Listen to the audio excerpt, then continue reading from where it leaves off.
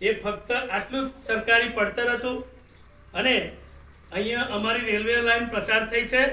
Railway line જે પસાર થઈ એના લીધે હજુ એક પણ વાર પૂર આવેલ નથી। તો અમે મીડિયા મારફતે અધિકારીશ્રીઓને જાણવા માંગીએ છીએ કે અત્યાર સુધી દર વર્ષે અમારા 800 કુટુંબ ડૂબાણમાં જાય છે। ઘર વખરીનો દર વખતે ચૂકવણું થાય છે, પશુઓનું પણ ચૂકવણું થાય છે, ઘરો ડૂબી જાયેલા છે એનું પણ ચૂકવણું છે। તો જે તે અધિકારીઓ પાસે આપ એમની ઓફિસોમાં જઈ પણ વિગત લેવા અમે આપને જણાવીએ છીએ। વધુમાં કે જે સ્વામિનારાયણ અમારું ગામ એક જ છે, ભાજપ કોંગ્રેસ પક્ષાપક્ષીથી પર રહી અને અમે આ ગામ સભા બોલાવેલ છે। એમાં જે કહેવામાં આવે છે કે ભાઈ મીડિયામાં પણ આવે છે કે ભાઈ ગુલાબસિંહ સહકારમાં નથી, પણ એ પણ અમારી સાથે સહકારમાં છે। એમના ભાઈ અને એમના આગેવાનો પણ અમારી સાથે આવેલ છે। અને આ લડાઈ અમે જીવ આપીશું પણ જમીન નહીં આપીએ ત્યાં સુધી લડી લેવાના છે। 10 તારીખે અમે ખાલી ગ્રામ સભાનું આયોજન કરેલ છે। હવે પછીથી તાલુકા કક્ષાનું મોટું આંદોલન કરીશું।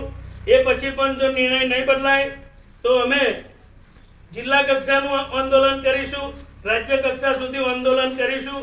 અને જે એમના મગજમાં સ્વામી જે નિવેદનો કરે છે અને પેલું ભાગલા પાડીને એમને એવું છે કે અમે કોઈ બી સંજોગોમાં પ્રોટેક્શન લઈ અને કાનવાડીની જમીન તો લઈશું પણ જીવ આપીશું, પણ એ જમીન અમે આપવાના નથી।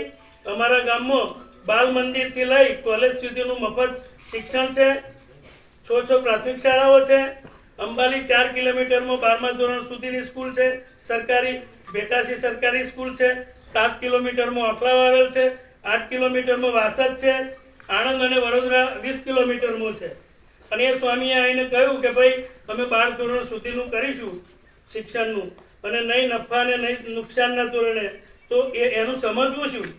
આ જમીન કે 12 ધોરણની સ્કૂલ માટે 2 થી 3 વીઘા જમીન જોઈએ। અમારી બીઆરએસ કોલેજ 5 વીઘામાં છે। વાસદની જે કોલેજ છે એ 7 વીઘામાં છે। યુનિવર્સિટી 20 થી 25 વીઘામાં છે। તો અમારું એમ કેવું કે 238 વીઘા મફત પધરાવી દીધેલ। અને તે જે સ્વામિનારાયણ સંપ્રદાય છે એ હિન્દુ ગુરુઓના વિરોધી છે। હનુમાનજીને માનતા નથી, શ્રી કૃષ્ણ ભગવાનને માનતા નથી, જલારામ બાપાને નથી માનતા। અને એ સ્વામી એવું કહેતા હતા કે અમે વ્યસન મુક્તિનું કરીશું।